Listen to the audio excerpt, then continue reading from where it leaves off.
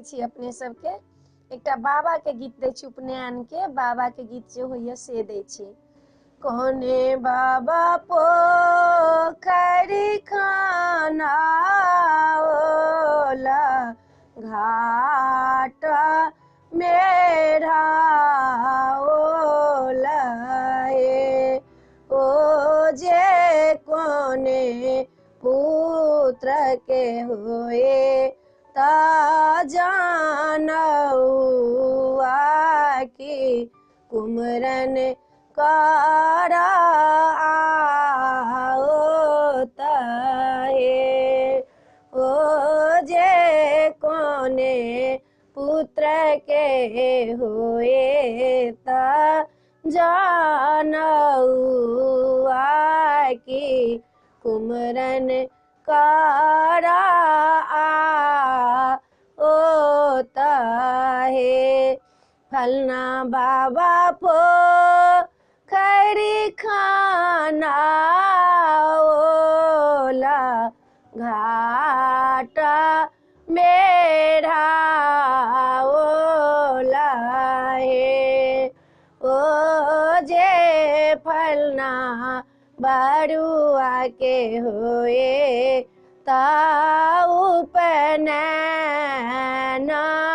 की कुमरन करा जा ए बाहे। 10 5 सखी मिलिया ओता बरुआ माथा झाँपता हे, ओ जे सब मिली करा ता कुमरामा की बाबू के उपनयन छानी हे। केस परिछि संग संग नहाओता तेला सिंदूर बाटाता हे, ओ जे सुपाल बरुआ के नहाओता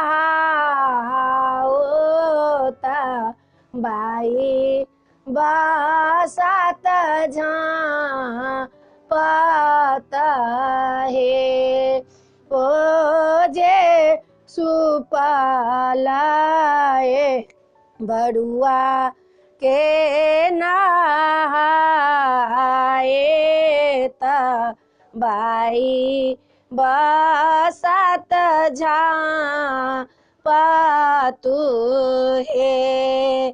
खोइछा बरुआ सदियाए मंगला गाए बाए, ओ जे सब मिलिया शीसा दे तानी बरुआ के उपनयन छानी हे। ई छल उपनयन के जे कुमरम होइए अपना सबमे, एकटा मटकोरा कहै छियै, तकर मटकोरा के गीत ये बाबा के। अपने सबके नीक लागत तऽ सब्सक्राइब करऽ नहि बिसरबै, जरूर सब्सक्राइब करबै, जरूर कहबै जय मिथिला जय भोला बाबा।